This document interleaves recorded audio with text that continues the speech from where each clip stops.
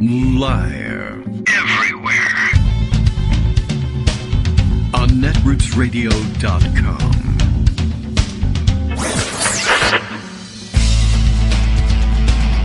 David Waldman. Kagro. In the morning. Now, here's David Waldman. Hey, good morning, everybody. How you doing? It is Tuesday, April 27th, 2021. Time for another show. What that means, of course, is that the Kagro in the Morning radio show is live now. I read this just now on my screen, which means it's true. Or perhaps it's the fact that it came from Bill in Portland, Maine, which makes it true. Let's see what we have on tap for the day, because you know we never have any sort of plan like this. Let's see. Kagro X wonders if today might be the day that 45th President Donald Trump, he was president, oh my God, hands out the miracle COVID cure he promised everyone for free. Oh yes, good question. Wouldn't that be swell? He'd get the Nobel Prize for sure, and if you'd like to line that up, you better get cracking. I think yesterday we cracked the 25 million new detected infections by via test, verified by testing anyway. Of course, there are experts who believe that so many more people out there have been infected and may still be infected and aren't being detected by testing, so that's a problem. But 25 million since he promised that, basically anybody who caught it, especially among the vulnerable senior population, as he put it, could expect to get the various monoclonal treatments for free. I don't know whether it was supposed to be delivered to their door, like HelloFresh or something like that. But nobody got it, basically, is the upshot of that. And let's see, last night I would have updated the numbers. We can scroll back and take a look and see. One of the other things I uncovered in yesterday's numbers, I just check these things, these mileposts as we pass them. Let's see. First of all, we now top 368,000 additional dead since he promised that everyone would get the life-saving therapy. And, like I said, 25 million more infections. And yesterday, we added a 26th state. That would be now more than half, obviously. 26th state in which more than 1 in every 10 residents has been reported infected with the virus. So that's pretty exciting. Still sitting at according to the article we read yesterday, a 13% positivity rate in nationally speaking. And now getting to the point where there are very few states left where some significant portion of the entirety of the population hasn't already at some point come down with the virus. So that's always exciting and interesting new news. The orders of the states up at the top switching a little bit. South Dakota has benefited greatly from the fact that there's nobody there when Sturgis isn't on, and has dropped down somewhat in the top 10 rankings of the various categories that we keep track of. But in terms of the highest percentage of the residents infected, North Dakota, as a result of the whole thing, still sits at the top and has been there for some time. I guess we're coming up, it must be like 3/4 of the last year or so that they've been sitting at the top since, I guess the Sturgis didn't immediately put them at the top. So let's say 6 months or so. I could scroll back and find out for you. That's one of the, one of the purposes of my having documented this thing on Twitter, so that I had my own easy to search through, easy to scroll through reference for keeping day-to-day statistics from Worldometer once they disappeared after a day or two. But to what end, I don't know. It's not like the governors of North Dakota or South Dakota are going to take notice and take any precautions from this point forward. Of course, indeed, one might say, the governor of South Dakota plans to run for president based on her record of leaving her state the third most infected jurisdiction, statewide anyway, in the United States. But, okay, what can I tell you? Apparently there are some voters who think that that's an attractive quality. It's a crazy world out there. Let's see. I see that Greg and Bill have been having a side conversation. What's going on here? We'll take a look. All right. Greg answered Bill's morning tweet saying, let's see, the long-awaited presidential pivot. Ah, yes, by Dana Bash, who has blocked me for reminding her of it. So, okay. That's I didn't realize that they were blocked. It's a short list, people who end up blocking Greg, I think. All right, let's see what to start with today. Several outrages we could update you on. Let's see, some of which are fake, like yesterday's outrage among Republicans. Usually if it's, I guess I could just tell you, it's a Republican outrage, it's fake. If it's a Democratic outrage, well, we'll look into it, is the best thing I can say. Last night, or yesterday, there was the, oh my God, Joe Biden is only going to allow us to have 4 pounds of red meat per year outrage, which we untangled thanks to Daniel Dale, who keeps an eye on, well, many such things, those included.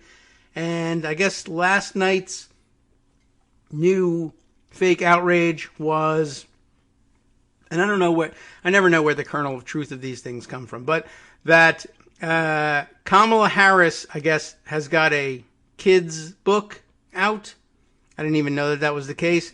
And that the theory goes that the book was being distributed at taxpayer expense to all the migrant children who were detained or otherwise in the custody of the United States, and something. I mean, I don't know. I mean, I guess the idea was supposed to be, one, to show like Kamala Harris's egotism, and two, that she was using taxpayer dollars, I guess, to buy the book from herself and therefore line her wallet. But guess what? It turns out not to be true.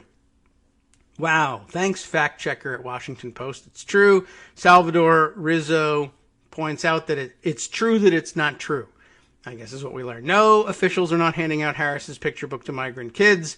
That headline, I guess, would say it all. Where did it come from? Rona McDaniel in a tweet, I guess, yesterday, saying, after learning officials are handing out Kamala Harris's book to migrants in facilities at the border, which I guess they're not, it's worth asking, was Harris paid for these books? Is she profiting from Biden's border crisis? That's what they were trying to do all day yesterday. You recall that Greg mentioned that there were news reports that they called the Wi-Fi password for their Republican conference, whatever the hell's going on, was Biden border crisis or something like that. So they're trying mightily to come up with this, or to create the crisis. And then I guess they figured, let's throw Harris in there too. Who else tweeted about it or spoke about it? Tom Cotton, who went to Harvard and everything, or something like that, right? The Biden administration's weakness caused the surge of illegal immigration. Now they're forcing taxpayers to buy Kamala Harris's book to give to those illegal immigrants? Why, free books, Big outrage. This a tweet that he used to link to a report in the New York Post.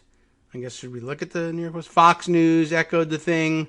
By the way, in case you're actually thinking of buying the book yourself, apparently Fox News spills the beans on how you can find it and by what name. Harris's children's book, Superheroes Are Everywhere, is included in welcome packs for migrant children arriving at the Long Beach Convention and Entertainment Center. Well, they need to be entertained, right?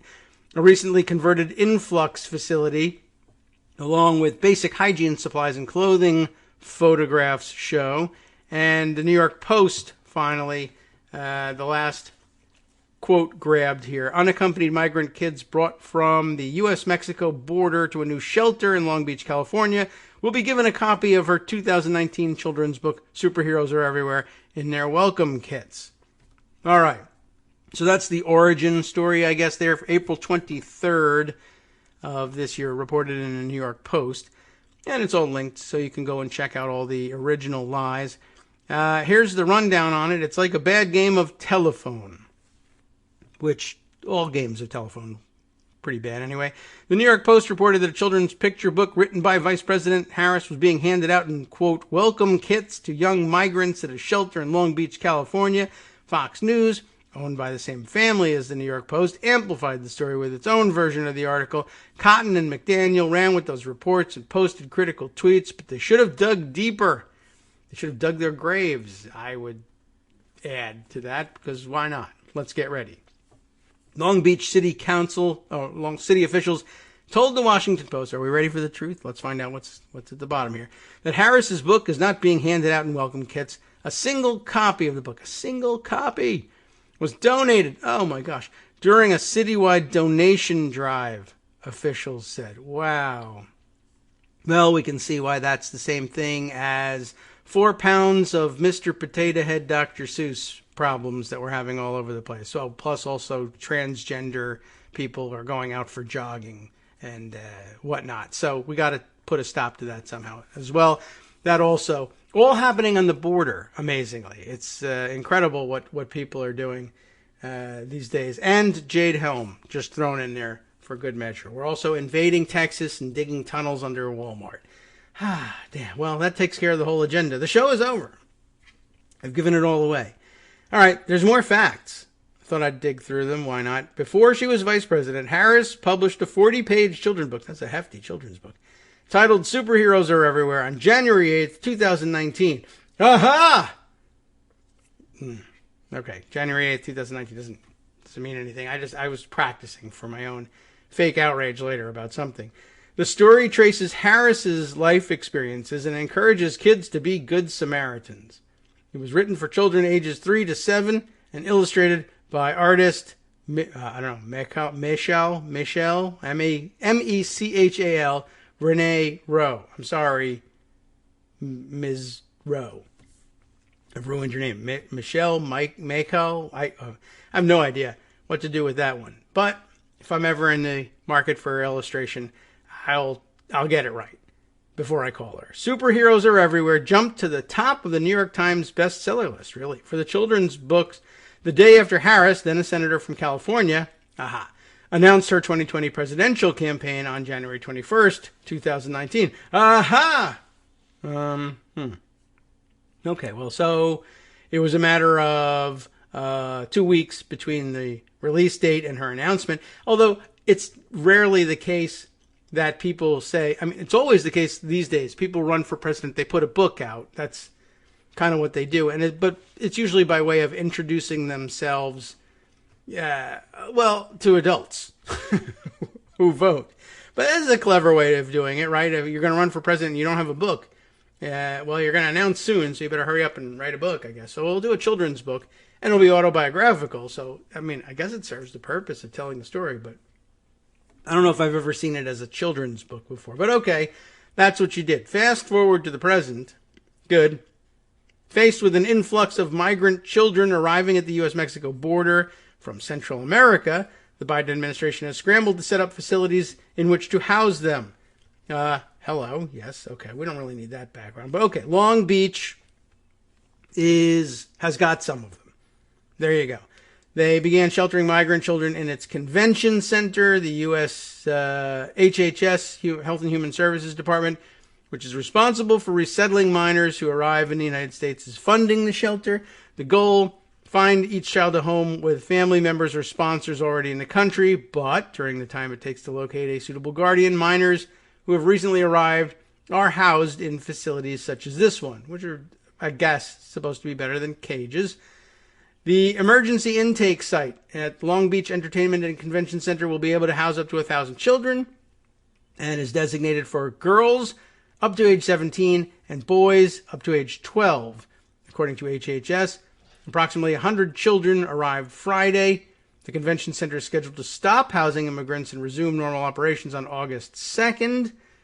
HHS Secretary Javier Becerra praised civic leaders and local officials, including the mayor there, Robert Garcia, for rolling out the welcome mat. The city recently established an online portal, very important for me to tell you, to help organize all the humanitarian aid being offered by residents. Now we're getting somewhere, I think. Okay, well, the mayor says people have been great. They're helping. They're giving stuff. Long Beach is a nice place. We have compassion for people. City officials said Examples of aid that could be offered, I guess if people wanted to donate, contingent on approval by HHS, include food, meals or meal services, HelloFresh, right? Education, recreation, entertainment, family reunification, child supervision, legal and religious services. That's an odd pairing, but I mean, they both end with services, but okay. I mean, I think different sense of the word, but maybe not. Language translation, facility setup assistance, and healthcare. They're looking for ways to have volunteers pitch in. I think that sounded like a couple of ways they could pitch in. A news photographer for Reuters visited the Long Beach shelter and snapped a photo of Harris's book, which was propped up against a black backpack. Okay. New York Post then ran the photo on its front page with the headline, I guess calm as in Kamala. Come, K-A-M, come on in. Get it? Along with a story falsely claiming that unaccompanied migrant kids brought from the U.S.-Mexico border to a new shelter in Long Beach will be given a copy of her 2019 children's book, Superheroes Are Everywhere, in their welcome kits. The New York Post article had no attribution for the claim. We repeatedly emailed the reporter, Laura Italiano. Okay. Laura Mambo Italiano. To ask how she arrived at that conclusion, but received no response. Fox News published a similar article the following day. The authors were, you'll never guess, Italiano and Fox News reporter Morgan Phillips. Both Fox News and the New York Post are owned by the Murdochs, of course. And the Fox News article repeats the false claim that Harris's children's book is included in these welcome packs, but I guess not. But at least this article had an attribution. That is to say, they claimed Harris's children's book is being distributed. Photographs show is a photograph of the book. Eagle-eyed observers, however, will notice that the same photograph is used in each case. The lone copy of Superheroes Are Everywhere appears on a table propped up against a black backpack. A spokesman, I didn't mean to misgender the spokesperson, for the city of Long Beach told the fact checker that a single copy of Superheroes Are Everywhere was donated by a member of the community. And I guess it wasn't Kamala Harris either. So that's pretty amazing. That's quite a stretch. I'd basically say that's a lie. That's pretty true that it's a lie. Okay. The book you reference here, according to city spokesman Kevin Lee, is one of hundreds of books that have already been donated. The book was not purchased by HHS or the city. And that's basically it. Somebody had the book and either thought it would be great to have the kids be able to read it or didn't like it and got rid of it.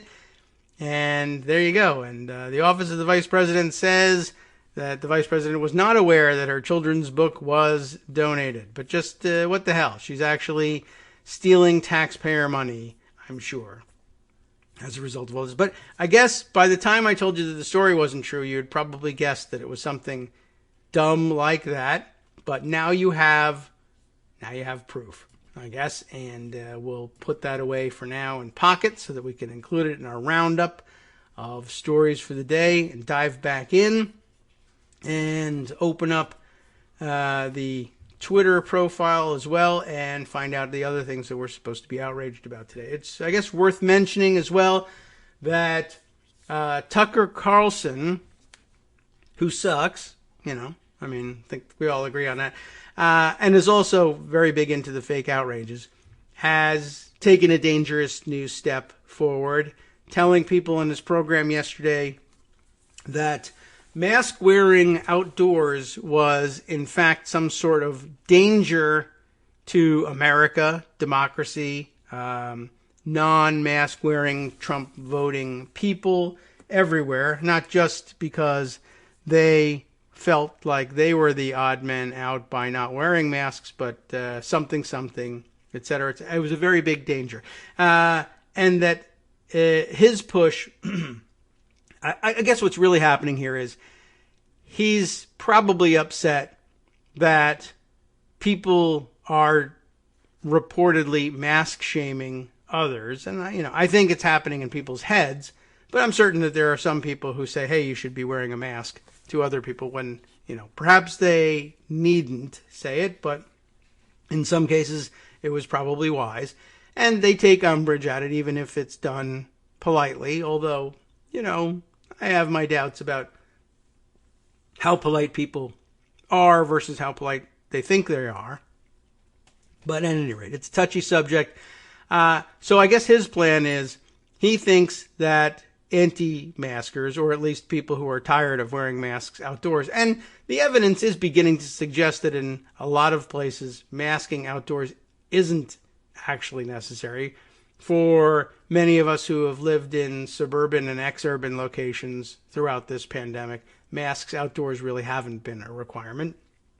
And you mostly see people masking outdoors if they are in an area likely to be crowded, or if they're on their way indoors somewhere between their car and the store they're visiting, or whatever indoor space they might be visiting. They might well be masked for the trip in between. But other than that, not much. But in more crowded cityscapes, and I guess when we've been walking around in a downtown area, usually because we're ducking in and out of several shops, we've been masked outside as well, mostly for because it's inconvenient to keep putting the masks on and taking them off. And if you're in a downtown shopping, walking district, you're passing a lot of people. But anyway, Tucker Carlson, I guess, has been looking for something to rile people up with. And so he thinks it's about time that they counter mask shaming by actually mask shaming. That is to say, shaming people with masks. And that they should confront people when they see them masked out of doors and tell them that this whole thing is a hoax and there's no medical reason for them to have the mask on. And even worse, if they have they've been masking their children. This was the part I think that was probably the most controversial, and the part he was looking for people to get outraged about and put his name back in the paper, I guess. And, in some ways I'm hesitant to do it, but in other ways, F that guy, and everybody should be furious with him, and what the hell, throw him down a well. It could happen, I'm not saying you should be out there digging wells or anything like that. I think you should use municipal water whenever possible. It's well treated and sometimes even supplemented with fluoride, which is actually good for your teeth and doesn't contribute to brain control at all. But anyway, other than that, he's now advocating that if you see parents with their children masked, that you ought to walk up to them and confront them, tell them that they are damaging and abusing their children, and that you should in fact call Child Protective Services and report child abuse when you see that. And that's going to get somebody stabbed. So, when it happens and someone gets shot or someone decides they need to stand their ground against some wild-eyed weirdo who won't leave their children alone in public, you can call Tucker Carlson in on that one. And the cops should probably ride by and scoop him up for the first case and lock him up as an accomplice. So thanks a lot, Tucker Carlson, for getting more people killed in this era of already excessive additional deaths.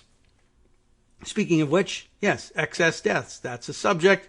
Greg brought it up yesterday and showed me the chart in passing, but I did put away the entirety of the story. I thought it might be worth sharing the details on that, especially if you weren't able to see the chart until yesterday afternoon when we put it in our daily roundup.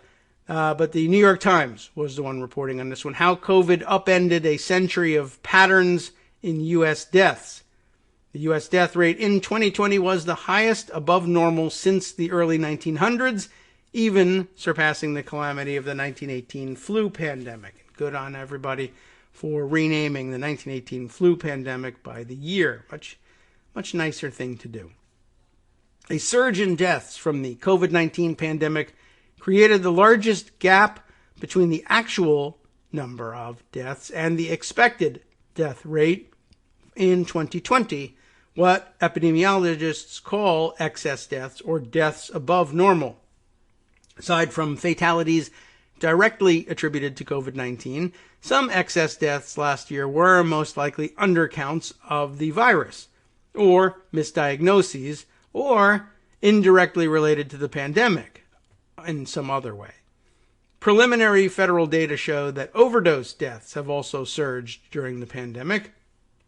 A New York Times analysis of the U.S. death patterns for the past century shows how much 2020 deviated from the norm. It also represents a shift in a downward trend. Since the 1918 pandemic, the country's death rates have fallen steadily, but in the last year, the COVID-19 pandemic interrupted that trend in spite of a century of improvements in medicine and public health. In the first half of the 20th century, deaths were mainly dominated by infectious diseases. As medical advancements increased life expectancy, death rates also started to smooth out in the 1950s. And the mortality rate in recent decades, driven largely by chronic diseases, had continued to decline. In 2020, however, the United States saw the largest single-year surge in the death rate since federal statistics became available.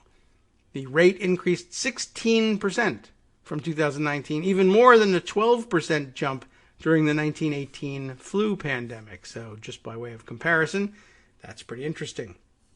A striking single-year uptick. We also note here, in 2020, a record 3.4 million people died in the United States. Over the last century, the total number of deaths naturally rose as the population grew.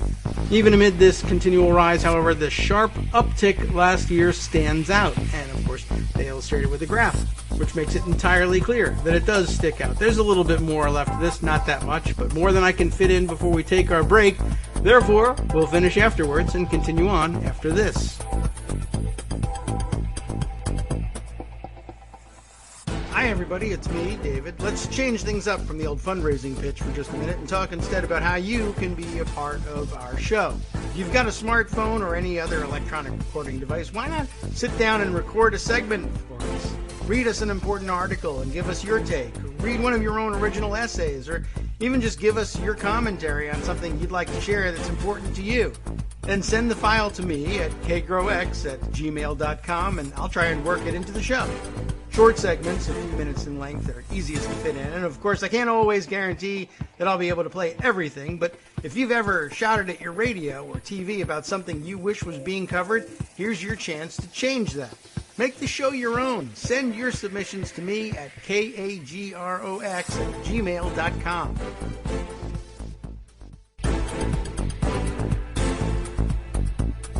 All right, welcome back now to the Kagro in the Morning Show here on Networks Radio.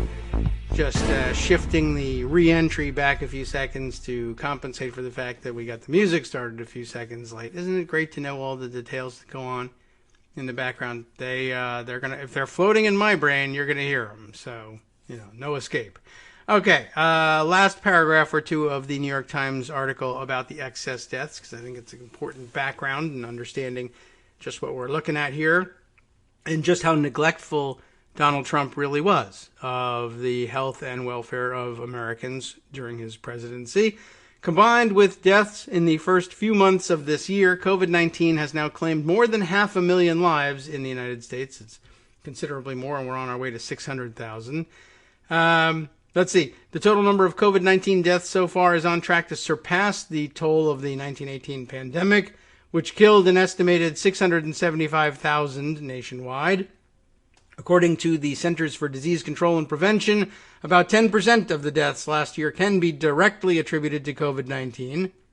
Oh, I see. 10% of all deaths, I guess, in the last year, which is a pretty significant chunk, I would say. Attributed directly to COVID-19, which overtook other leading causes of death, like chronic lower respiratory diseases and unintentional injuries, such as car accidents and overdose deaths, to become the third biggest killer after heart disease and cancer. Yikes. Okay. That's pretty significant. So heart disease, of course, still our leading killer. Terrific. 21% of deaths in the U.S. attributed to heart disease, 18% to cancer, 10% to COVID-19. So, pretty significant. You'd think it would be the sort of thing that a serving president of the United States would be concerned about mitigating rather than amplifying. But what can you do? That's what they've done. All right, let's see. Other stories of greater or lesser importance that I had put aside for you. There are many. Let's see. Where to begin? Yes, one of the other outrages of the day yesterday. For some reason, Rick Santorum is still a public figure. I really don't know what that reasoning is, but I mean, I don't know. That's what we do with these people. We just never seem to put them out to pasture for good if they have any interest whatsoever in being on television. Newt Gingrich, still apparently a figure. Rick Santorum, still a figure. I mean, at least Newt Gingrich was a constitutional officer at one point, Speaker of the House.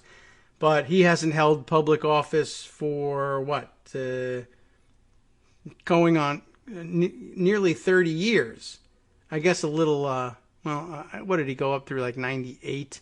So let's say he makes it to, no, not quite to 2000. We're in 21. So, all right, I guess nearing 25 years since he's held public office. Rick Santorum, held public office more recently, but I always think of him as the guy who last won an election in, 2012? Something like that? Is that when he, I'm not even certain anymore, but it's been quite some time. Shall I check? Why not?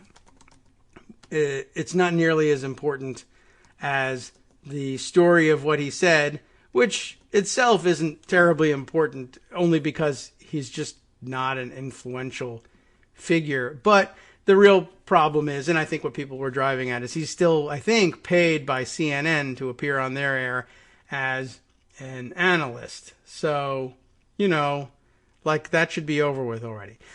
No, he last held elective office in 2007, I guess January of 2007, when his term ended in the Senate, which means he would have been last elected in November of 2000, and then served his 6-year term in the Senate, and then was out by 2007. So it's been 21 years since, or I guess this November it'll be 21 years. 20 years since Rick Santorum won an election anywhere in the United States. Although I think he still clings to,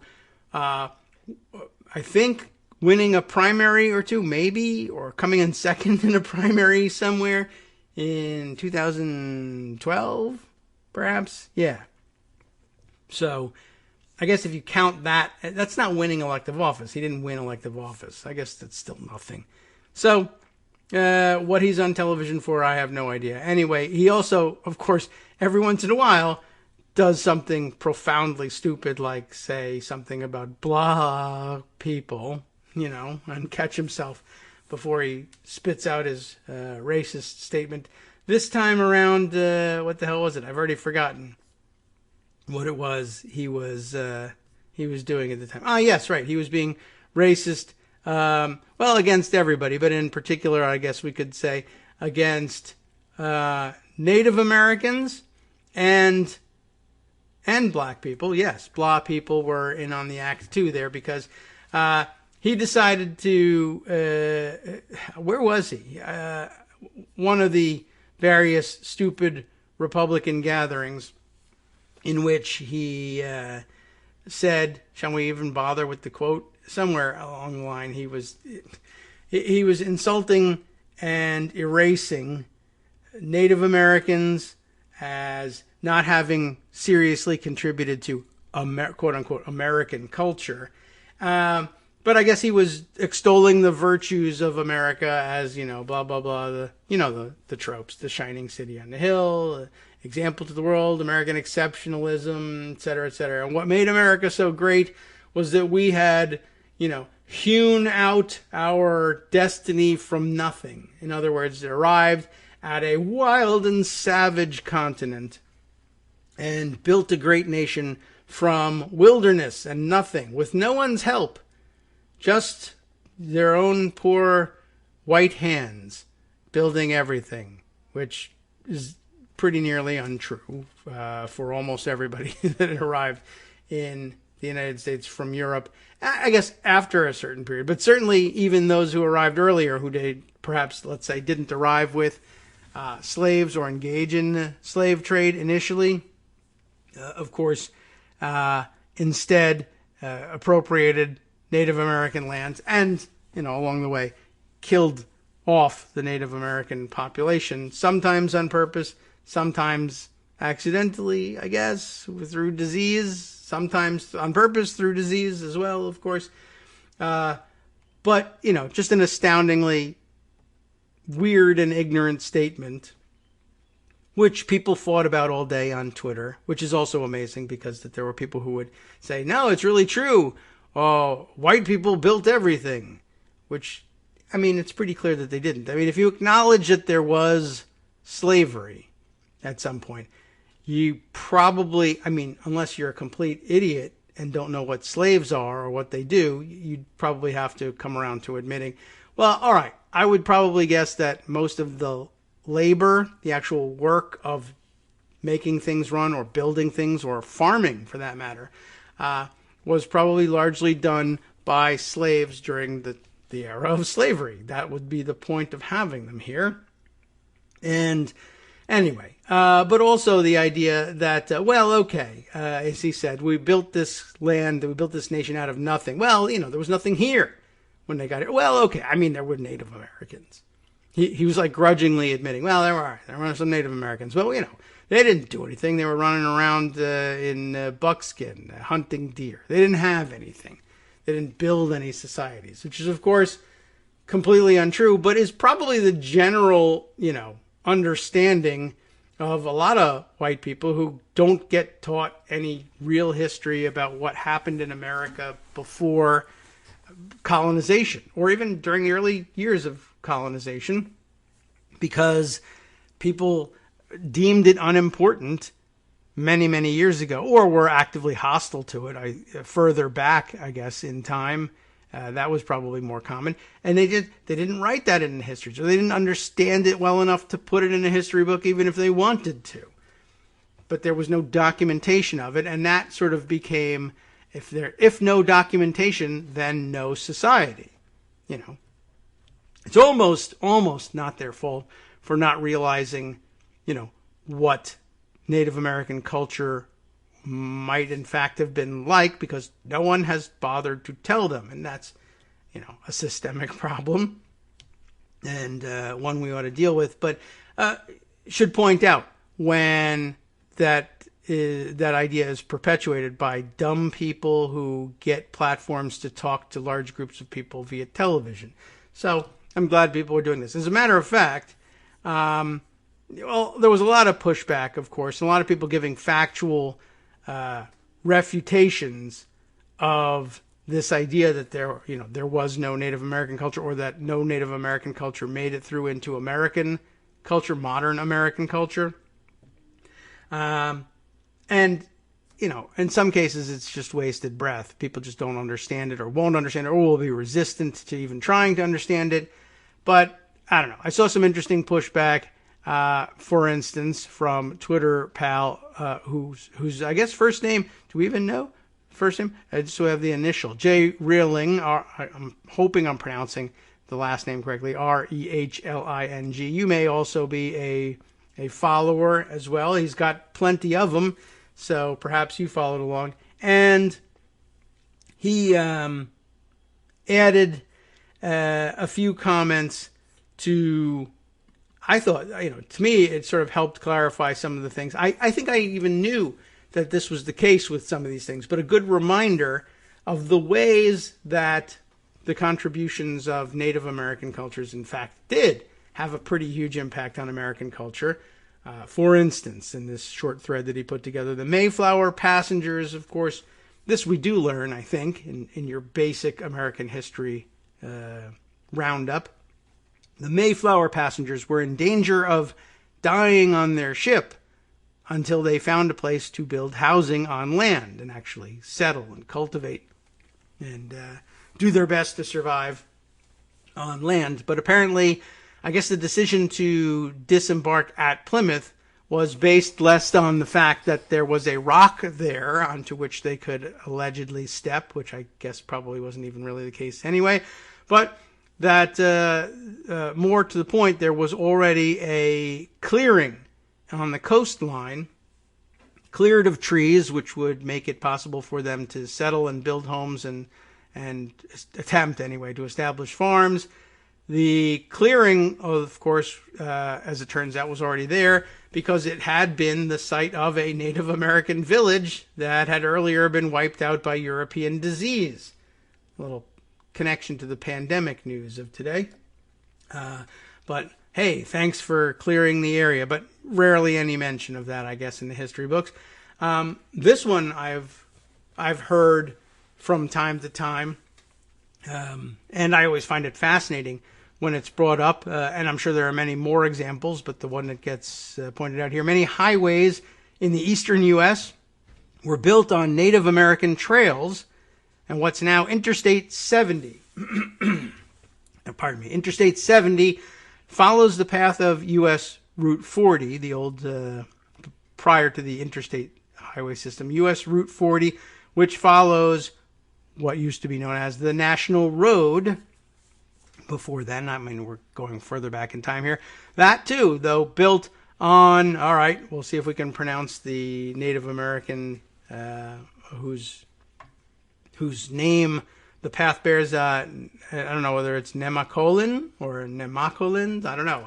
I'm not familiar with the with the historical figure, but Nemacolin's path across Pennsylvania. I wish I knew better how to pronounce it, but should come as no surprise. And of course, I suppose there would be others who would say, well, you just as easily point out that the Native American paths very frequently simply followed the migration routes of wildlife, which made sense, of course, because they were usually following and eating that wildlife, because that's kind of the way life worked. And so I suppose you could say, well, we credit the deer and bison for the laying out these highways.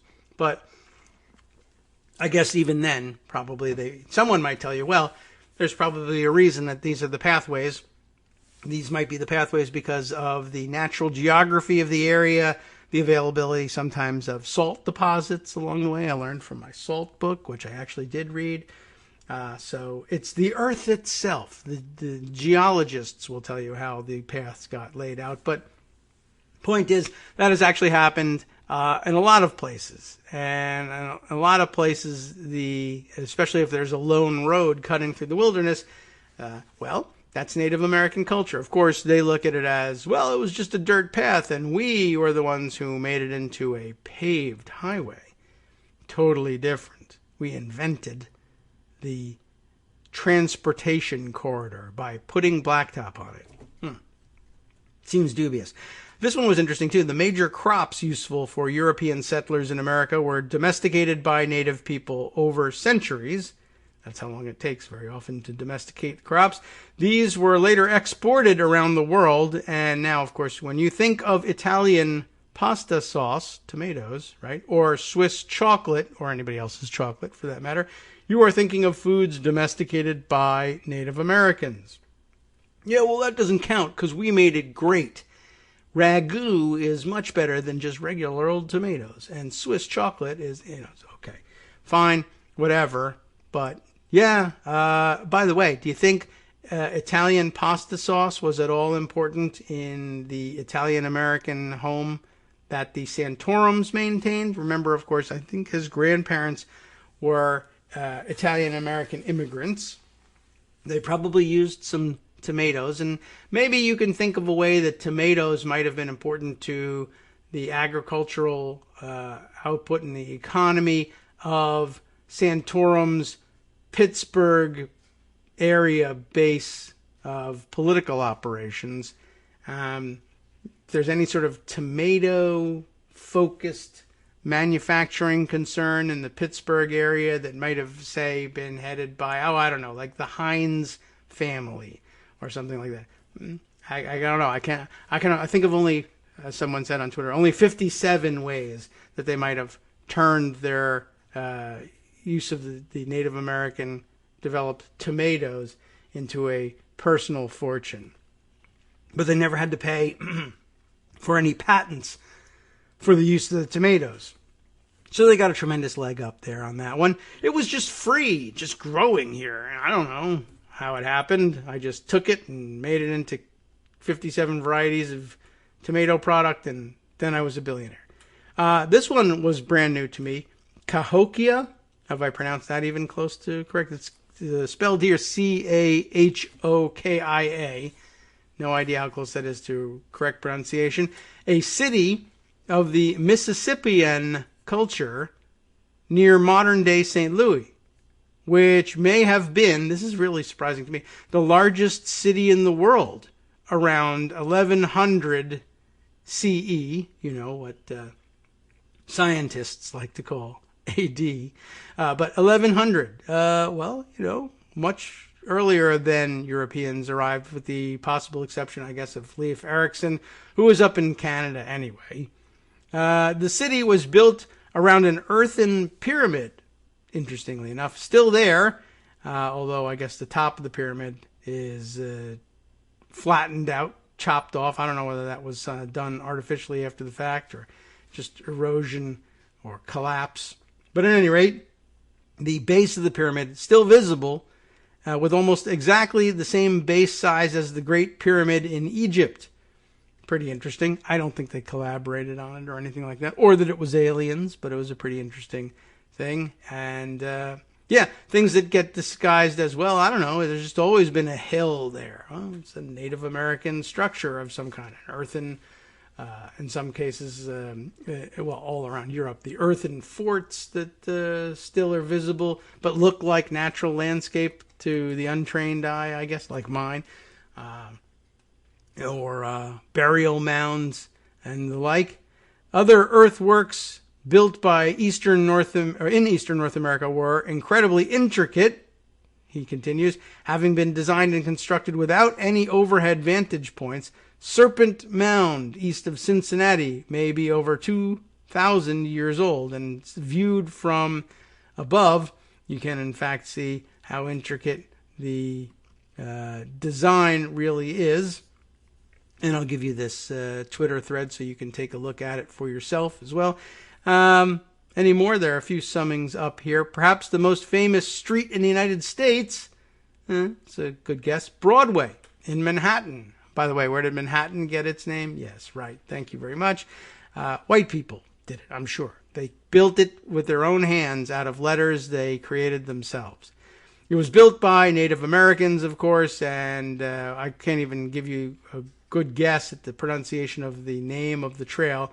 W-I-C-K, Wick, Q-U-A-S-G-E-C, Wick-Quasjek, perhaps, trail. And if you're familiar with it historically, maybe you can chime in with a better pronunciation.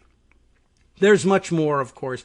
I just thought it was very interesting and helpful and a good opportunity to learn something from this idiotic utterance from Rick Santorum, which, you know, it's there has to be a silver lining to every cloud. And when Rick Santorum speaks, there's a cloud. And it's noxious and it smells terrible. So I just thought I'd throw that in there for you. It's an interesting part of the mix. Let's see. Other fun and interesting stories to share with you. Here's one that I guess you can file under chutzpah if you like. I wasn't expecting this one, and I'm not sure what to make of this one. And sometimes the Hill points me to some surprising stories. They're not all just garbage. But what do you think of this one? Chernobyl, you know the place. It's the one you're thinking of, right? Chernobyl, the site of the famous nuclear disaster, has asked for World Heritage status. The importance of the Chernobyl zone lays, it says lays, but I think maybe lies, but I don't know, lays far beyond Ukraine's borders, said Alexander how are we going to pronounce this one? Takchenko. I'm going to give it my best shot. It's TK. I don't know. Tuck. Tkacchenko. Chenko I can do. Tuchenko? Maybe? I don't know. Well, he is the Ukrainian culture minister, so it's his job to promote such things.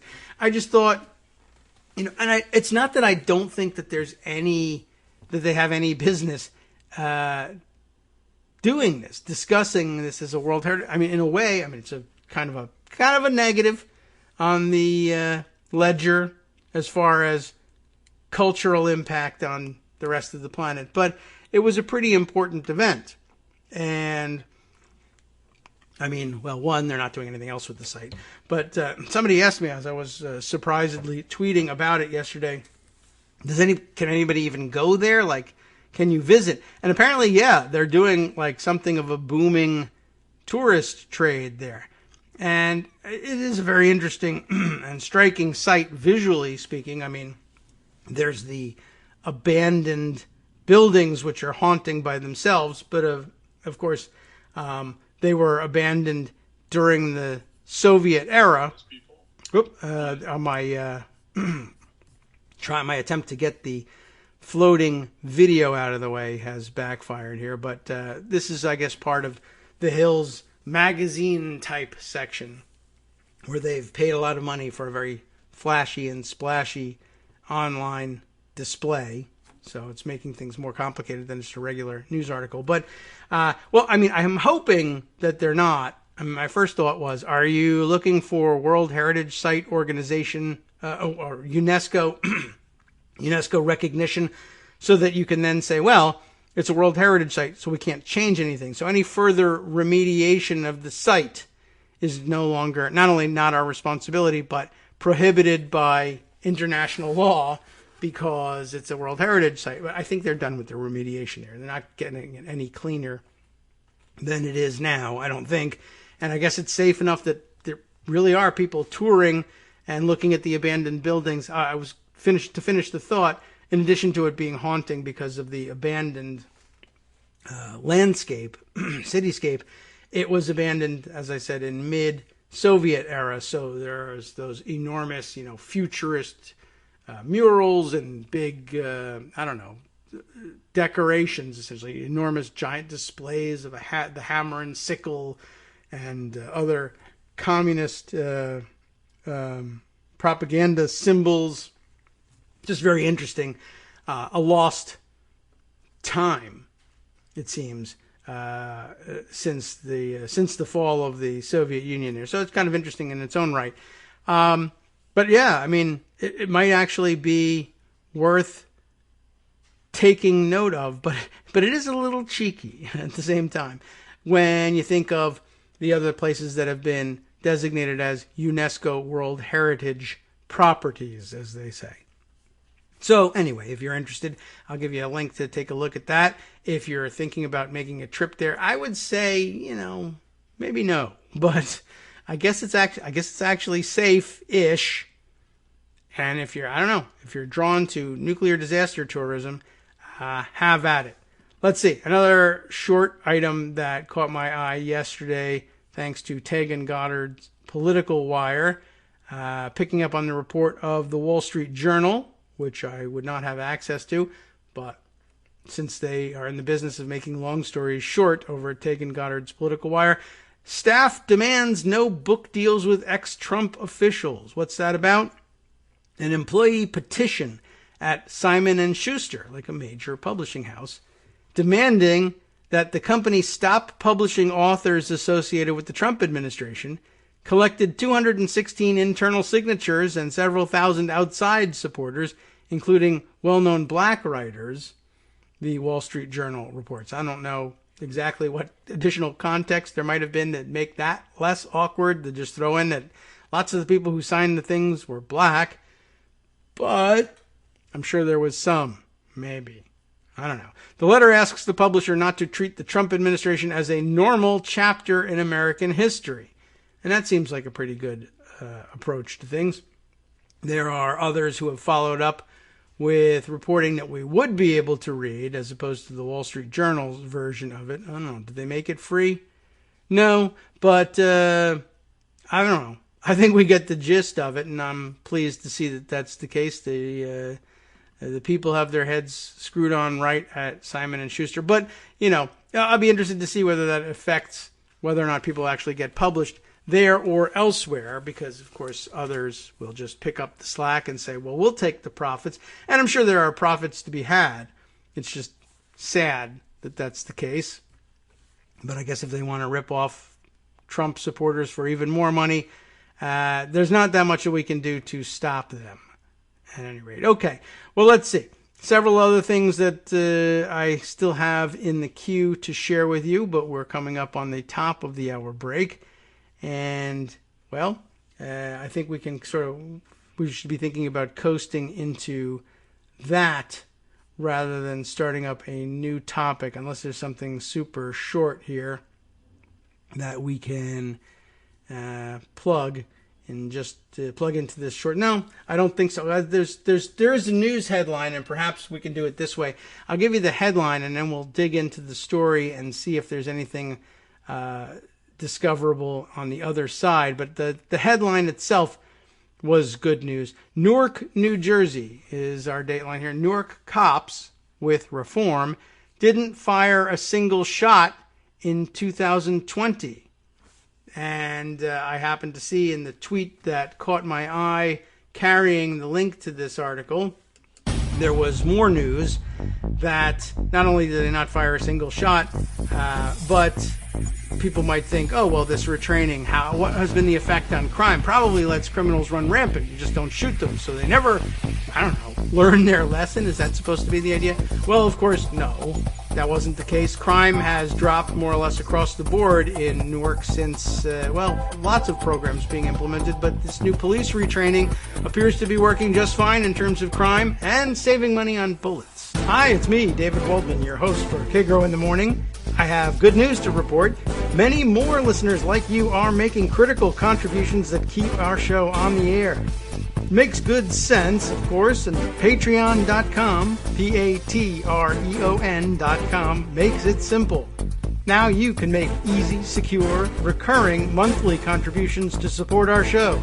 Patreon.com/KagroX gets you straight to our donation page. Maybe you'd like to thank us for helping keep you sane during the Trump era. Maybe you're looking forward to in-depth explanations of what's going on in the Biden administration. Whatever it is that keeps you listening, we need your help to keep bringing it to you. And hey, if you happen to prefer using PayPal or even the Square Cash app, we're up and running with those options too. Thanks again, everyone, for all of your support. We literally could not do this without you.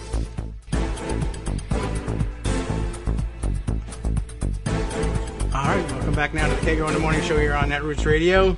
More important, of course, than saving money on bullets is, one, saving lives. And if you just limit it to saving money, it's much more important, of course, that they are saving money on not paying any settlements on police brutality cases. That's also very helpful. Tom Moran, a member of the Newark Star-Ledger editorial board, is responsible for this piece. Newark police officers did not fire a single shot during the calendar year 2020. And the city didn't pay a single dime to settle police brutality cases. That's never happened, at least not in the city's modern history. At the same time, crime is dropping, and police recovered almost 500 illegal guns from the street during the year. This is significant, says Akila Sherrills, head of the Newark Community Street Team, a group of mostly former offenders who now work to defuse violence in the city's most violent wards. It speaks to how reform has really taken hold in the city. Larry Hamm, the godfather of police protests in Newark, pardon me, has, as head of the People's Organization for Progress, agreed, saying police brutality is still a problem, but it's fair to say the consent decree has had a real impact. What are we talking about? The reforms are the results of a federal consent decree. The Billy Club, used by the Department of Justice after a long investigation concluded in 2014, revealed the rot that had infested the department for decades. It found a rogue department that tolerated widespread brutality and racism with no accountability and zero training on how to de-escalate confrontations with the civilians. You had a law enforcement agency with no training about how to enforce the law, says Peter Harvey, the former state attorney general who is overseeing the implementation of the consent decree. When Paul Fishman, the former U.S. attorney, began his investigations in 2011, he found the department's culture was broken in almost every way. A reflexive resort to violence, racial bias in stops and enforcement, and an internal affairs bureau so corrupted that it sustained just one complaint of police brutality over 5 years. The use of force was too high, and the reporting of it too low, Fishman says. This is a remarkable success story, all done at a time when serious crime in Newark has dropped by 40% in the last 5 years. Both Harvey and Fishman say the key to that success is that Mayor Ras Baraka and Police Director Anthony Ambrose took the mission to heart. They hired more black and brown officers, began training programs based on best practices, required any officer who uses force in any way to report it in detail, and for the supervisor to review it. The bad cops were suddenly outed. Former Governor Christie Whitman fought like a wildcat to keep the DOJ away from the state police during the racial profiling scandal, a defensive reaction that is more commonplace, but the DOJ came anyway and it succeeded. Baraka welcomed this intervention. He himself was a leading campaigner against police brutality before he became mayor. And Ambrose, who looks like a stereotypical old Italian beat cop, turned out to be a progressive at heart, a guy who took a knee during local demonstrations over the George Floyd murder in Minneapolis. I've been around a long time, and that was outright murder, Ambrose said. Well, the jury agreed. Most of the officers in rank and file I speak with say the same thing. The work to reshape the department's warped culture is painstaking, and even after 5 years, people like Ham worry that it could all collapse if the DOJ leaves. Even this success stories, or these really success stories, or I don't know, whatever, how this escaped the editor's eye, but it does read that way. Even this success stories is tentative. On January 1st, a Newark officer fatally shot Carl Dorsey III of South Orange during a confrontation in the South Ward, a case that's being investigated by Attorney General Gabriel Grual, who moved investigations of fatal police shootings out of local hands to ensure an impartial investigation. So I guess they didn't wait long, and I guess I'm glad they got the ability to say, well, Newark police officers didn't file a single shot in calendar year 2020, but January 1st, 2021, they resumed. So, still a lot of work to do, I guess. Gruel calls Newark's progress nothing short of remarkable and says his own ambitious statewide police reforms drew partly on that success and a similar turnaround in Camden. The work to fix a dysfunctional department is painstaking. A big part of it is community outreach, with endless public meetings between police and civilians to work out grievances, engagement of local clergy and neighborhood leaders, and relying on civilian groups to settle differences where possible rather than police. During the George Floyd protests, it was the street team that saved the day when a group of protesters besieged the city police precinct where the 1967 riots began, throwing bottles and agitating for a clash. The cops stayed inside, and Cheryl's group engaged. There were a bunch of folks from outside the city who were determined to create havoc, Cheryl said. We followed them all day. We saw the kids in back throwing bottles, so folks engaged the community. Folks literally stopped them and said, enough of that. Training is critical too, especially on de-escalating violence. Brian O'Hara, the deputy chief overseeing training, said the old-fashioned version was to show officers how to win a confrontation, when to make the move, It was a paramilitary kind of training, just focused on stopping the threat, he said. Now, the model is to calm things down, engage the threatening person while creating distance or taking cover and buying time until reinforcements arrive, he said.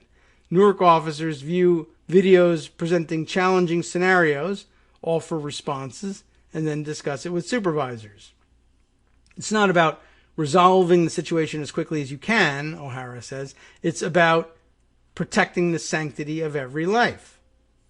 During the Trump administration, the DOJ stopped intervening, in this way anyway, with state and local departments, which should surprise no one. State and local rights, and it's mostly black and brown people getting killed anyway. So, count this as another blessing of the changeover to Joe Biden. Based on his history, he's going to give a damn. Newark won't be the last city to get this forced makeover. Progress, of course, is always fragile, and the entire effort can be poisoned by one spectacularly unjustified shooting. Ham notes that training doesn't always work, and that Minneapolis police have had de-escalation training before, and had it before Derek Chauvin snuffed out the life of George Floyd, knowing he was on film, and that his fellow officers wouldn't think of intervening. He didn't have a concern in the world, Ham says. In the end, it's not just about training and policy, but about the hearts and minds of police officers and the relationships they have with the people they are charged to protect. In Newark, over the last 5 years, the evidence of progress on all that is now beyond dispute. So I don't know. It was a remarkable statistic, and I thought we might learn a little something about the techniques that were behind it, and we did, and it just deserves its time, essentially. So I was pleased to be able to present it to you. Now, I guess on a somewhat related note, a particularly sharp opening crack to that Coke can today, is it? All right. Well, we should just get a microphone in there on that every day to feature that. But speaking of, this isn't police activity, but it's related in the sense that it was response to protests of police activity. In particular, you remember during, the Black Lives Matter protests following George Floyd's murder over the last summer in Washington, D.C., that in addition to the hurried effort to clear out Lafayette Square with tear gas and rubber bullets, etc., so that Trump could have his photo op, that there was also a report that, National Guard helicopters had been used, had been flown over the city and then were lowered down to almost street level so that they created that enormous, not only the noise, but the enormous wind rush of the rotors, the force created by the rotors on some of these big helicopters in particular, but brought down low over the crowd to disperse the crowd, using helicopters to disperse the crowd. Really striking and remarkably bad idea. And no one got hurt, I don't think, directly from this, but it's just the sort of thing you really don't see in America, generally speaking. And apparently there was more in the works in terms of planning these things, and it got worse. This story from the Los Angeles Times tells us all about it. The California, the Air National Guard had a role in this. I imagine it just says California National Guard, but because it involved aircraft, and in particular jet aircraft, I thought it might involve the Air National Guard. Oh, yes, in the caption of the photo accompanying the story, it says Air National Guard. Ready for this one? California Guard members feared fighter jets would be ordered to frighten protesters. I don't think I've ever heard of fighter jets being used against protesters, in the United States, certainly, ever before. And thankfully here, I guess it was a plan in the offing, and the Guard members balked. Paul Pringle and Aileen, oh my goodness, Chekmedian. Chekmedian? I don't know. Oh goodness. Look at this last name here. This is a tough one. Tchek, Czech, I guess. Medyian. So I don't know. I think I'm not too far off on that one. Here's the real story, though, not the name. In March of last year, California National Guard members awaited orders from Sacramento headquarters to make preparations for any civil unrest that might arise from the outbreak of the coronavirus. Okay, so the story begins in a different setting here. There might be civil unrest after the outbreak of the coronavirus. True, good thinking, and yes, probably a role for the California National Guard in this one. The members expected directives to ready ground troops to help state and local authorities respond to disturbances triggered by, say, resistance to stay-at-home rules or panic over empty store shelves. Two, fairly plausible scenarios.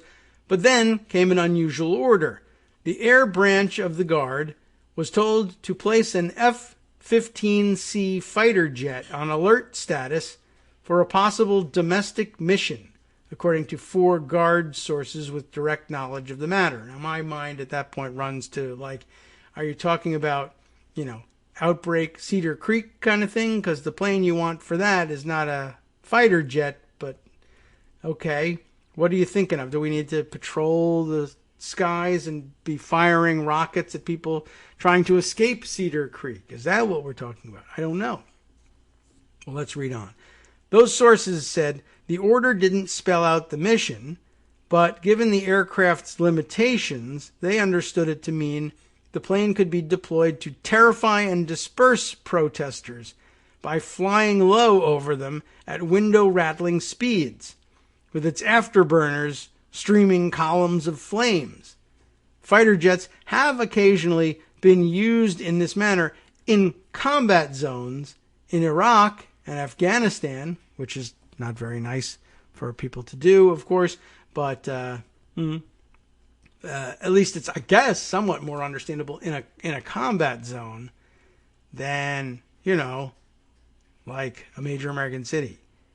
Deploying an F-15C, an air-to-air combat jet based at the Guard's 144th Fighter Wing in Fresno, to frighten demonstrators in this country would have been an inappropriate use of the military against U.S. civilians, the sources said, and so did the Constitution. They said that, well, not the Constitution necessarily, but, the Posse Comitatus Act, I suppose. They said the jet was also placed on alert status, that is to say, fueled and ready for takeoff, for possible responses to protests over the murder of George Floyd by a police officer, and to any unrest sparked by the November 3rd presidential election as well. It would have been a completely illegal order that disgraced the military, one source said. It could look like we're threatening civilians, because you would have been. That's something that would happen in the Soviet Union. We're back there again after the Chernobyl story. The Soviet Union, said a second of the Times' sources, who spoke on condition of anonymity because they feared retaliation from their superiors, or the Soviets. Our military is used to combat foreign aggressors. Ah, yes, right. There is that. The sources said the directives from Guard headquarters made their way down orally or in text messages rather than in formal written orders, which was unusual and heightened the concerns that the jet would be used inappropriately. That is a little odd. I don't know if, I guess these guys wouldn't accept those orders too. It also makes you think, I don't know. I guess if the orders are given orally, but you are face to face, or have some reason to believe that the person you're speaking with on the phone or whatever device is in fact who it is, who they say they are, I guess that's not a huge problem. But doing it by text, are we subject to getting things like military weaponry deployed against civilian populations by Russian hackers by any chance? I'm just curious about what the vulnerabilities are on something like that. Well, good idea to be concerned about that. Major General David Baldwin, who leads the California Guard, did not respond directly to interview requests for this story. A spokesman for Baldwin, Lieutenant Colonel Jonathan Shiroma, denied that the F-15C was placed on alert status for potential responses to civil disturbances. I don't know whether he denies the whole thing or just denies the reasoning. But we do not use our planes to frighten or intimidate civilians, Shiroma wrote in reply to emailed questions from the Times. Shiroma also said that assigning jets at the 144th Wing to respond to civil unrest would have required the approval of 1st Air Force, which oversees the air defense of the continental United States for the North American Aerospace Defense Command, or NORAD, or NAMBLA, as they used to say on The Daily Show, right? He said the California Guard never made such a request. He released a list of aircraft that he said were, quote, postured to support any potential civil unrest missions leading up to the election. It included 2 planes, a C-130J, for dropping a fuel-air explosive on Cedar Creek, for instance, and an HC-130J, but no fighters. Oh, I guess either the... What's the difference? I mean, somebody who knows the specs could tell you the difference between a C-130J and an HC-130J, but I can't tell you off the top of my head. But cargo planes. No F-15s were contemplated, Shiroma wrote, but the Times reviewed other internal Guard documents that showed the jet was placed on alert status for a possible election week mission, and that officers discussed concerns in March of 2020 as well as that summer about using the F-15C for domestic purposes, including to intimidate civilians. I wonder if that's the sort of thing that Trump himself would order. I don't know. Curious where it came from. We'll see if they report on it at all. The week before the election, a lieutenant colonel sent a message to Guard members who maintained the F-15C, advising them that a jet must be, quote, ready to take off within 2 hours, that seems like a long time, beginning the Monday morning before the election. That meant a pilot and launch crew had to be available to reach the Fresno base within 90 minutes or so of receiving an order to deploy the jet, the sources said. The message also said aircraft availability for domestic mission would be at a premium next week with the election. We may need to work on Saturday and maybe Sunday to ensure we have aircraft availability for the potential mission. The sources said the aircraft in question was the F-15C. With concern mounting among Guard officers and others, the then commander of the 144th Wing, Colonel Jeremiah Cruz, sent an email to several officers saying that there is no expectation that the F-15C will be used in any way in support of civil unrest. Well, it's not supposed to be used in support of civil unrest, but I see what you mean. In support of suppressing civil unrest. He went on to instruct the recipients to keep him apprised of any requests or upcoming requests from California Guard headquarters in Sacramento. While that order never came, the sources said, the fact that their leaders might even consider using the F-15C over civilian crowds alarmed Guard members. It's a war machine, not something you use for suppressing civil unrest, a third source told the Times. He said readying the F-15C for potential deployment over a protest was definitely unprecedented in his experience. Cruz did not respond to interview requests. The F-15C can hit supersonic speeds, fires air-to-air missiles, and is outfitted with a 20-millimeter cannon. It is expensive to operate, costing nearly $25,000 per flight hour, according to the Guard. At Fresno, the jets are used to train pilots for combat, and few are kept on around-the-clock alert to respond immediately to attacks by enemy aircraft on orders from the Pentagon as part of NORAD. That federal alert mission is separate from any use of the jets for civilian purposes. That jet has one mission and one mission alone, to go up and shoot down other airplanes, said retired General David Bacos. The Defense Department and 1st Air Force were not involved in any decision to place this plane on an alert status for civilian disturbances, military spokesman said. Spokespersons, because there are many. Army Lieutenant Colonel Christian Mitchell, a Pentagon spokesman, said deploying the jet for dispersing crowds would not be an appropriate use of the F-15. I do find it hard to believe that you could maneuver it in a way that would really help you. As the head of the California Guard, Baldwin reports to Governor Gavin Newsom. A spokeswoman said that Newsom never authorized the use of the F-15 for a response to civil unrest, and that the possibility of that type of mission for the jet was never a consideration before the governor's office. If it had been, the spokeswoman added, Newsom would not have approved it. This isn't the first time questions have been raised about the Guard's use of aircraft in a time of civil unrest. In October, the Times reported that the Guard had sent an RC-26B reconnaissance plane to monitor George Floyd-related protests. In June, in the affluent Sacramento suburb of El Dorado Hills, where Baldwin lived. Other states' Guards units deployed RC-26B planes to fly over protests in Minneapolis, Phoenix, and Washington, D.C. Unlike the small and peaceful protests in El Dorado Hills, however, the demonstrations in those cities were large and sometimes involved property destruction and street clashes. So it sounds like they really went overboard on monitoring a tiny little suburban demonstration. Members of Congress voiced concerns that the planes were used inappropriately to surveil civilians. That's what they do, is they surveil things and people, so I guess it must have been what they were up to. The resulting investigation by the Air Force Inspector General's office concluded in August that the RC-26Bs did not, believe it or not, violate rules barring the military from collecting intelligence on U.S. citizens, and said the aircraft wasn't capable of capturing distinguishing personal features of individuals.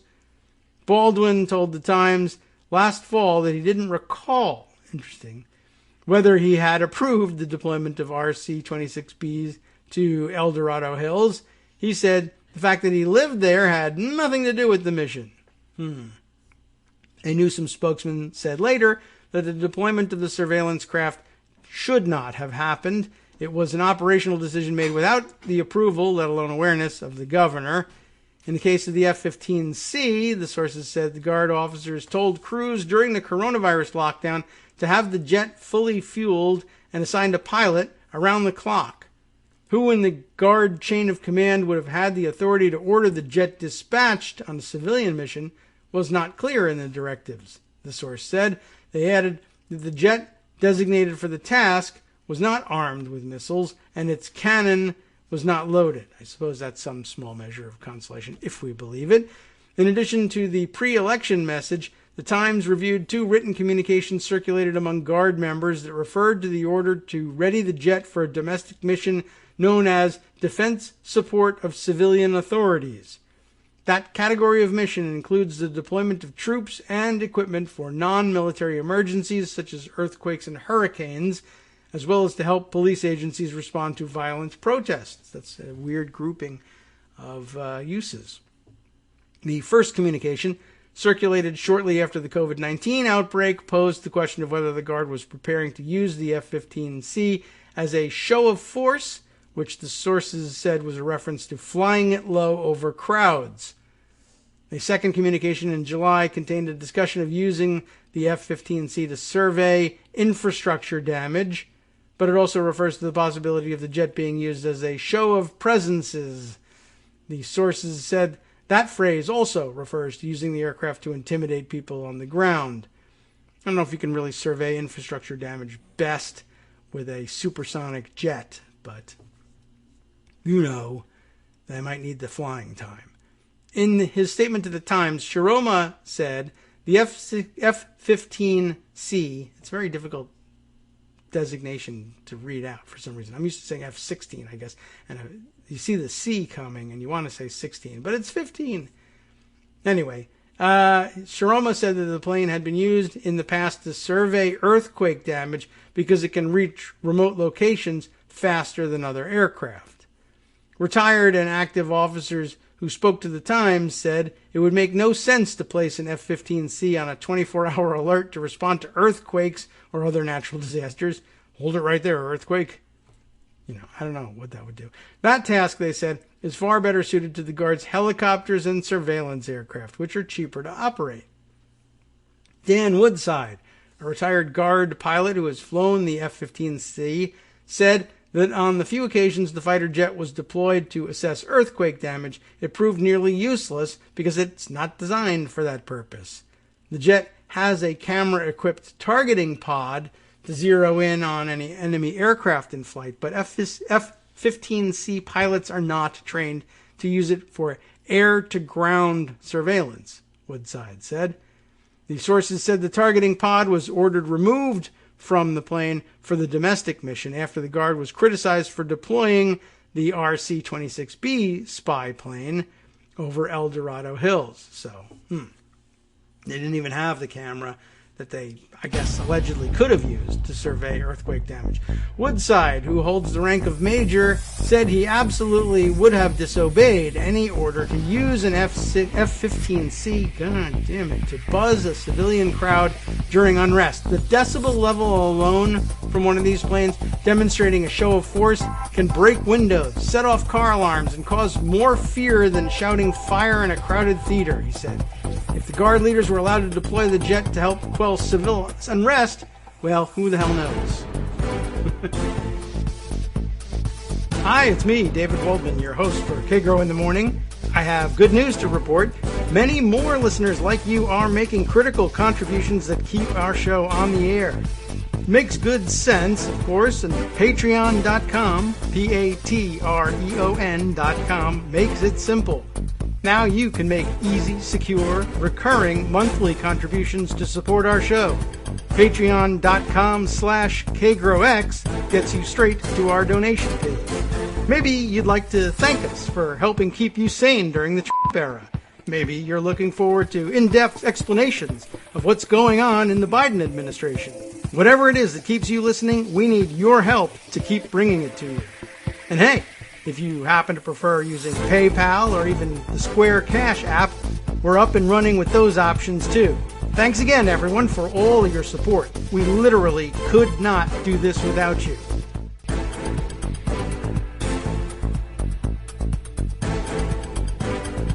Okay, welcome back.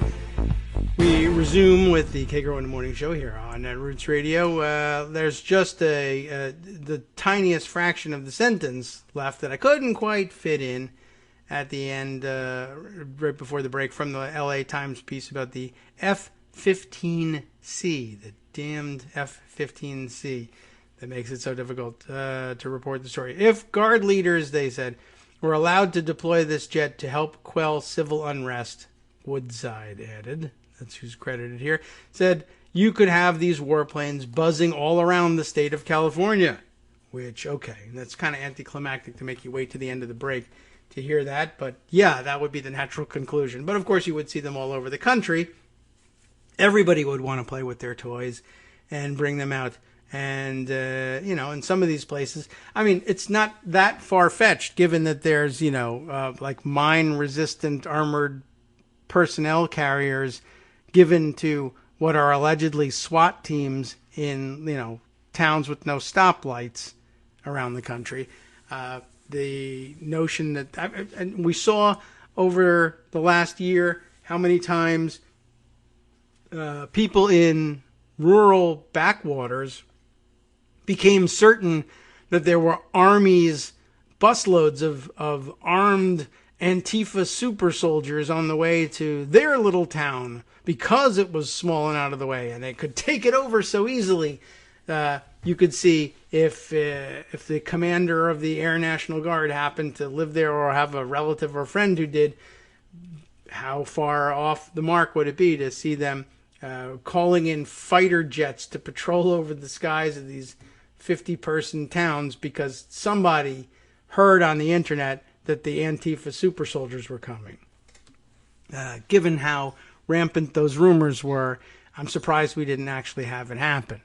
All right, backing up to check in on some of the stories we discussed earlier. Daniel Dale is on the trail of the stupid lie about Kamala Harris's book this morning. He says, his reporting shows this morning that the link to the nonsense New York Post story about the Harris book is, wouldn't this be amazing? It's no longer working. Well, they took that down and are hiding it, even though it was their front page story. I mean, he points this out. This was their cover story with the big banner headline and everything that flatly asserted that Harris's book was being given out, quote, illegally. So they jumped straight to that conclusion as well and made a big banner headline about it. And gee whiz, no one has been able to figure out why. But the story's gone. It just redirects to their home page now. So, I don't know. I guess that's supposed to mean, I guess that's what passes for their being embarrassed about a situation like that. That might be all there is from them. We're not going to get much more out of them in terms of contrition. Let's see. Asparagus Zucchini chimes in to tell us that the Chernobyl area has become a tremendous wildlife preserve. Is that so? And is the wildlife healthy, or is it a wildlife preserve because they're saying, yeah, don't anybody try to hunt or kill these animals? And there's nobody around, I guess. That's why there's more wildlife. The whole nature is healing thing, right? That we experienced during the pandemic. But I guess no one's around to scare off the wildlife, so they're wandering into town. So there's probably an abundance, but are they healthy? I don't know. It's interesting, though. I mean, in other words, it's not so radioactive. It's not like the whole area is a slag heap that if you enter it, you immediately fry to a crisp. I don't know if it's a healthy place to hang around, but I guess it certainly was healthy enough or safe enough for people to get in and take these very interesting looking pictures of how haunting a site they have here. And they had to put together a glossy brochure, I'm sure, to convince UNESCO to think about giving them this designation. All right, let's see. Another good idea probably at this point would be to scroll back a little bit in the KITM hashtag column, because I know there have been a couple of story suggestions that others have made, some of which we've touched on and others of which, though, I guess have gone uncommented upon.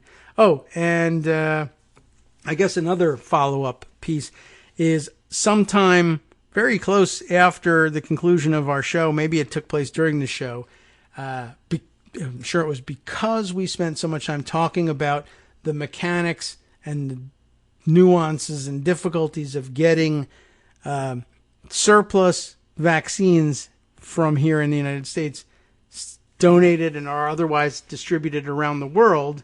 It seems that the AstraZeneca supply has been freed up for donation by the Biden administration, so that came with some fanfare yesterday. So I guess the ball is rolling on this one, but no word on exactly by what methodologies they've achieved this. And I did see someone asking, well, what about the reports that there were these contracts that prohibited the distribution and use of the vaccines outside of the United States? What is it about the agreement that allows you to now move the AstraZeneca vaccine? Now, AstraZeneca vaccine was the leading candidate for donation because it wasn't being used in the United States because it still lacks emergency use authorization.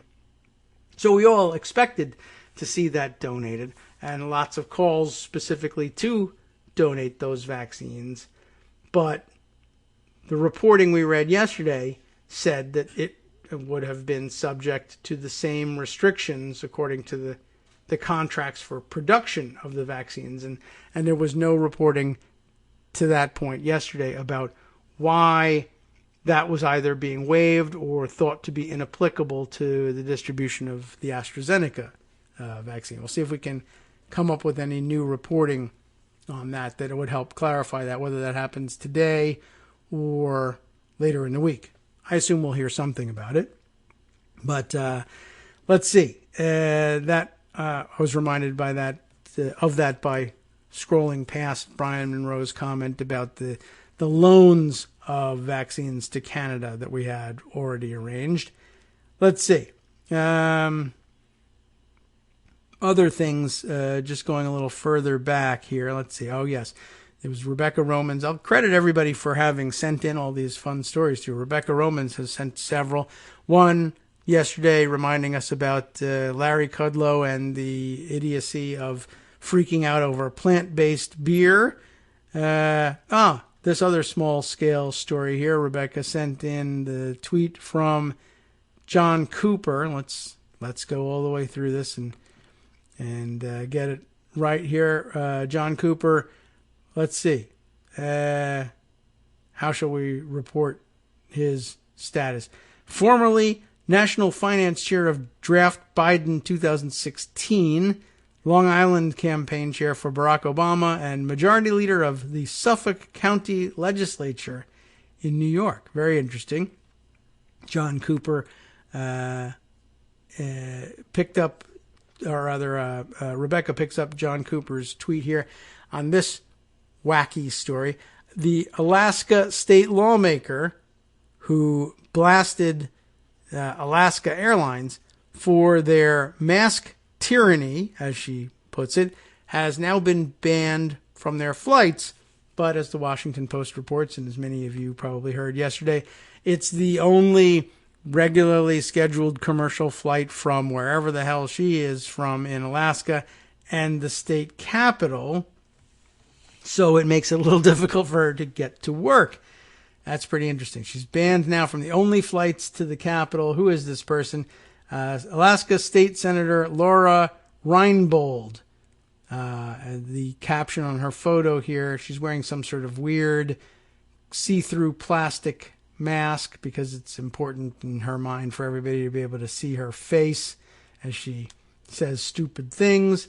But she's emerged as one of the loudest voices in Juneau against restrictions. She has even refused to wear a face mask in the Capitol, instead donning a clear shield over her mouth, which I don't even, it looks like there's a hole in it in the center. So I don't even know what she thinks she's doing. Now she's just putting things on her face that make her look like an idiot, which, you could argue masks make you look like an idiot, but everybody's got one of those on, so you're part of a group that's busy looking like an idiot. This clear plastic thing, I don't know.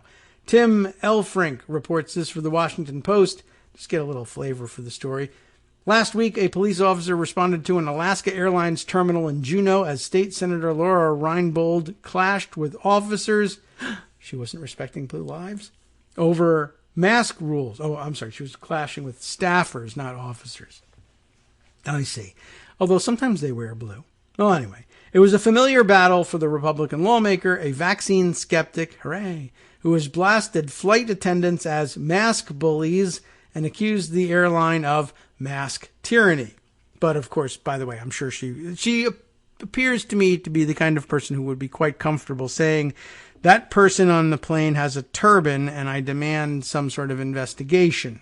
Or, that's a very dark-skinned person over there. They must be a terrorist. I demand an investigation. Yeah.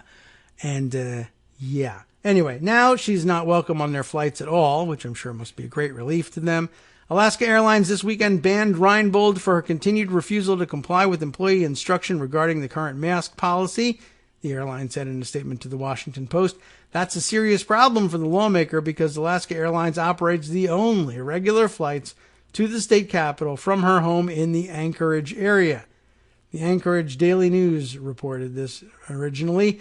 Reinbold scrambled on Sunday to get to Juneau via an arduous 14-hour car ride, 14-plus hour car ride, as a matter of fact, including a jaunt through Canada to reach a ferry to the capital. It's not a very advantageously placed capital. I mean, Alaska's a bit of a weird, an odd duck, I guess you could say, to start with. Their geography is a little tough. I got to take a look at this on the map. I'm not that familiar with the layout, but just kind of curious here. I mean, Juneau, Alaska is where? It's down in the, is it like down on the southern, one of the southwestern peninsulas? Is that how that's how I recall it being the case. Yeah, okay. Oh, I'm sorry. Well, the southeastern, I guess sort of a panhandle of sorts. Alaska's, like I said, weird, and the shape is odd. And in addition to like being that weird appendage off to the west of Canada, there's that stretch down the coastline that, it's pretty bizarre. So now let me see, what would be the car route from Juneau? I mean, I guess the placement, as they said, was advantageous in the sense of like, Alaska is crazy far up north, right? So it makes, I guess, some sense to figure that the settlement will be down to the south, because why would you go any further north? It's effing freezing up there. So I guess that was the idea of establishing the capital down there. But Anchorage, probably should be the capital, given that I think it's the largest population center, right? But I guess what's weird is, in order to drive there, I'm looking at the map, and there's land connection. I don't know what the roads are like, but I guess they're smaller and require much slower travel. That to get from Anchorage to Juneau you could do it entirely within, on land all the way through Alaska without crossing the Canadian border. But yeah, it looks like you kind of have to head, oddly enough, northeast in order to get down to the road that'll take you south. You got to drive northeast up to what looks like Tok, T-O-K, Tok, Alaska. And then you head southeast from there down through, and it takes you through a corner of Canada and then back in at Skagway into Alaskan territory and then down to Juneau. What a pain in the ass. And then from there, I guess a ferry ride at some point to get, what can you do? It's a big place. And so I guess the lesson is, don't F with the airlines when you're dependent on them to get you back and forth from Anchorage to Juneau. Okay. Is there anything like really special and funny about this beyond the fact that she'd been banned from these things? I don't think so. I'll scan down. No. All right. Well, she's, what can you do? She's a vaccine skeptic and a mask skeptic, and that's that. We'll jump out of the story at this point and see what else we have at everyone else's suggestion. She really does look pretty stupid in that plastic mask, though. You'll see when you check out our roundup. Let's see. Yes, another of Rebecca's suggestions here. The city of Albuquerque. That's not in Alaska, but down in New Mexico. City of Albuquerque has officially referred a $211,000 outstanding bill from the Trump campaign for one of their big MAGA rallies in Albuquerque.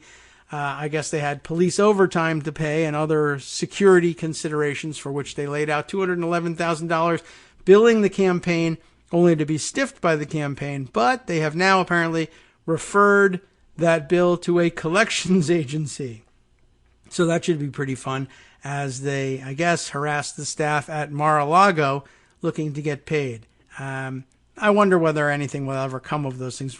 Rarely does anything ever come of them, but I suppose if he then campaigns again in 2024, I would be very interested in knowing what cities would be able to do to deny them the use of their security apparatus, given their lousy payment history.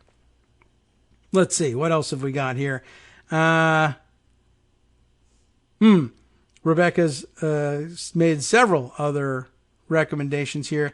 This one, an MSNBC tweet saying, speaking to the redistricting issue, which was also widely discussed yesterday. I guess yesterday was the official announcement of which states would be gaining and which states would be losing congressional seats under reapportionment based on the probably flawed, but what can you do at this point, 2020 census. Of course, we had many battles over the way the census was going to be conducted, and it's anyone's guess how well they did in estimating the population correctly.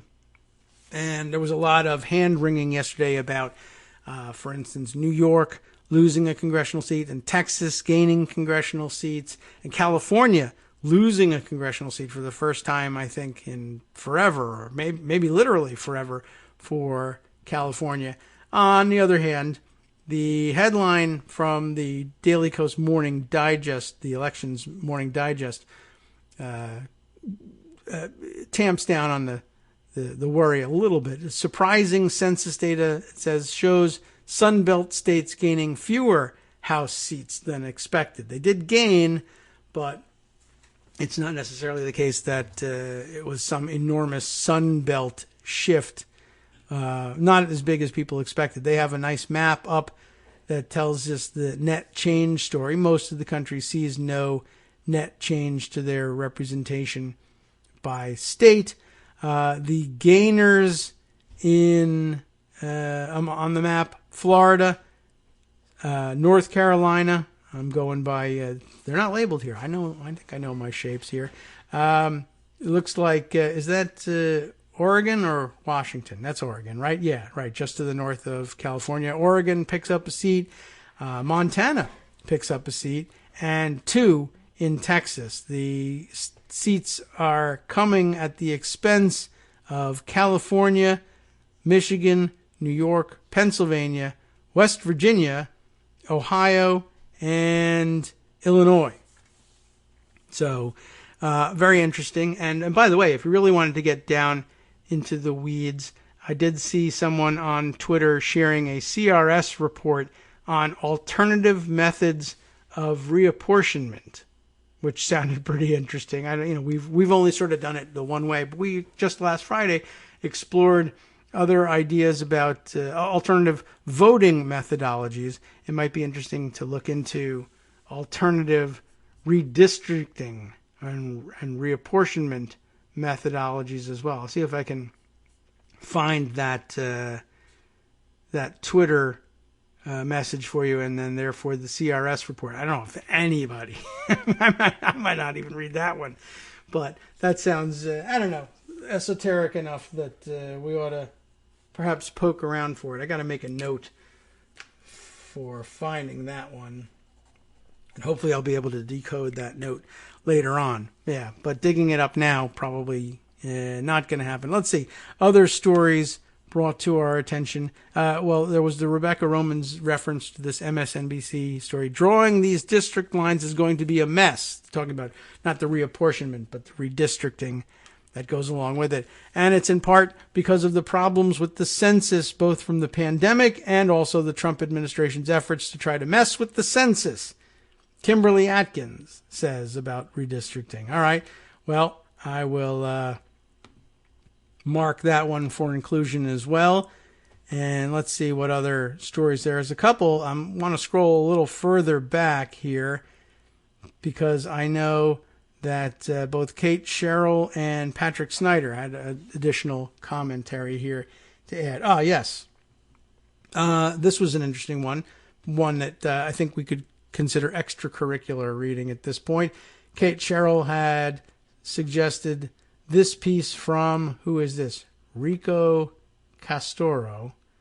Rico, but the address name is Rocco Castoro, a checkmarked kind of person and a reporter who brings us this comment. Val Broeksmit, I'm guessing at the pronunciation of that one, Broeksmit, who provided documents on Trump-adjacent Deutsche Bank matters to the FBI and congressional committees, has been missing since April 8th. Anyone with info on Val's disappearance or whereabouts, please contact me, in this case Rocco, or the LAPD HQ with a link below. And apparently, as of yesterday, that still stands as a problem. So very interesting and, as Kate says, unsettling. We'll see if we think there's anything to that perhaps in the next coming days, but just wanted to put that on your radar. And let's see. How about this? This is great because we're running low on time, and I felt like I had shortchanged Patrick Snyder with his contributions here. But guess what? One of the stories that he brought to my attention, and there were several, was in fact the Newark police reform story.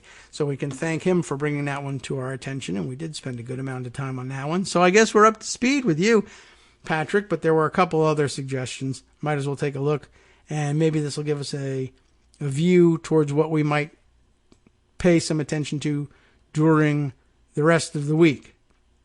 Yes. Also a worrisome story. Well, there are two. We'll try and cram them in here. First, he sends us the tweet of Clearing the Fog, who says, in reply to Glenn Kirshner, Kirshner tweeting about Justice Amy Coney Barrett being involved in a weird and ticklish situation. He wrote 4 days ago, if Justice Barrett doesn't take herself off this case, which case we'll find out in just a minute, this will further damage the legitimacy of the Supreme Court. We might as well alert Armando to this, and will reinforce that we must add justices to mitigate the damage done to the court and the nation by the Trump-McConnell corrupt court-packing years. What's this all about? None other than Senator Sheldon Whitehouse tweeting that Justice Barrett is set to decide a case brought by the same right-wing special interest group that poured over $1 million into a campaign to get her confirmed. She needs to recuse herself under Supreme Court precedent, and attaching an NPR story about the case. And guess what? All indications are that she says, I don't have to, right? Right. Well, then I won't.